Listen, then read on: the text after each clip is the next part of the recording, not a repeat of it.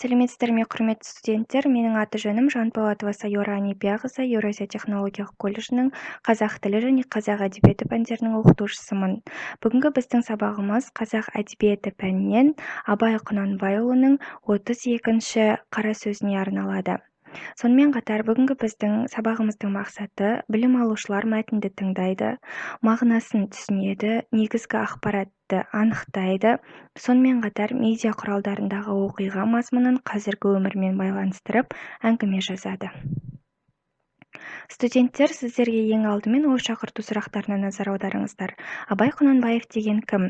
Абайдың лирикалық өлеңдерін атаңыз. Ғақлия дегеніміз не? Абайдың неше қара сөзі бар? Абайдың сіз неше қара сөзін білесіз? Тапсырмаларды орындамас бұрын Абай Құнанбайұлының 32-ші қара сөзінің бейне жазбасын тамашалаңыздар.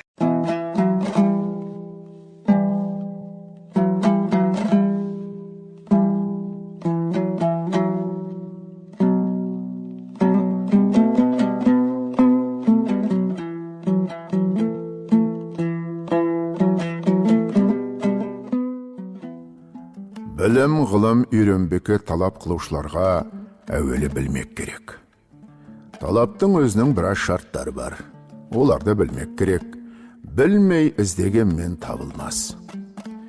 Әуелі білім ғылым табылса, ондай мұндай іске жаратар едім деп, дүниенің бір қызықты нәрсесіне керек болар еді деп іздемекке керек. Оның үшін білім ғылымның өзіне ғана құмар, ынтық болып, бір ғана білмектіктің өзін дәулет білсең, және әр білмегеніңді білген уақытта көңілде бір рахат, құзыр хасил болады. Сол рахат білгеніңді берік ұстап, білмегеніңді тағы да сондай білсем екен деген үміттенген құмар, махаббат пайда болады.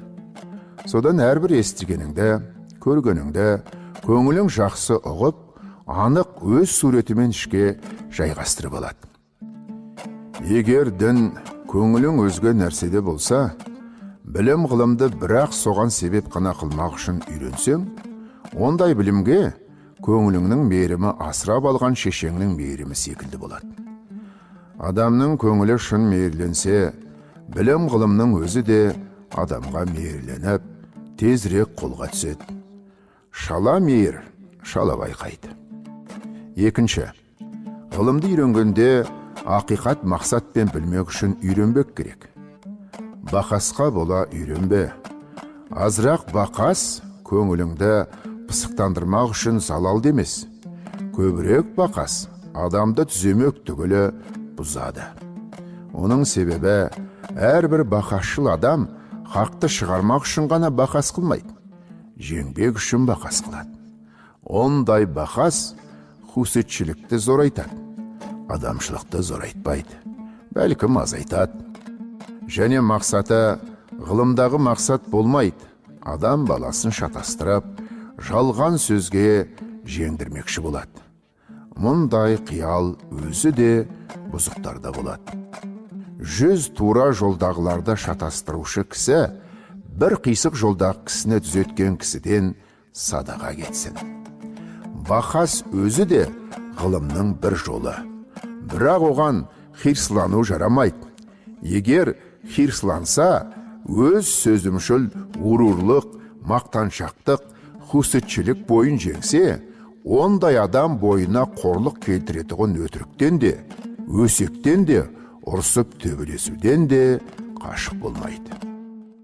Үшінші, әрбір хақиқатқа тырысып, іздихатың мен көзің жетсе, соны тұт. Өлсең де айырылма. Егер де ондай білгендігің өзіңді жеңе алмаса, кімге пұл болады? Өзің құрмет демеген нәрсеге бөтеннен қайтып құрмет күтесің. Төртінші, білім ғылымды көбейтуге екі қару бар адамның ішінде. Бірі мұлахаза қылу, екіншісі берік мұхафаза қылу. Бұл екі қуатты зорайту жақатында болу керек. Бұлар зораймай, ғылым зораймайды. Бесінші, осы сөздің 19-шы бабында жазылған ақыл кеселі деген 4 нәрсе бар. Содан қашық болу керек. Соның ішінде уайымсыз салғыртық деген бір нәрсе бар.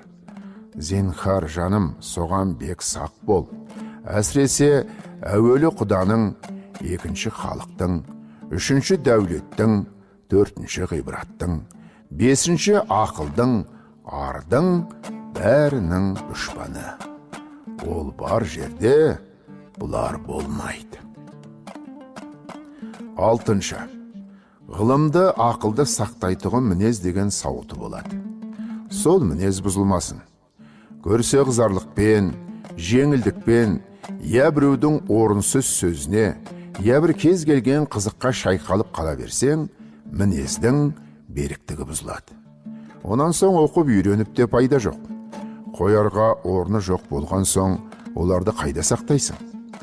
Қылам дегенін қыларлық, тұрам дегенде тұрарлық мінезде азғырылмайтын ақылда, арды сақтарлық беріктігі, қайраты бар болсын. Бұл беріктік бір ақыл, ар үшін болсын.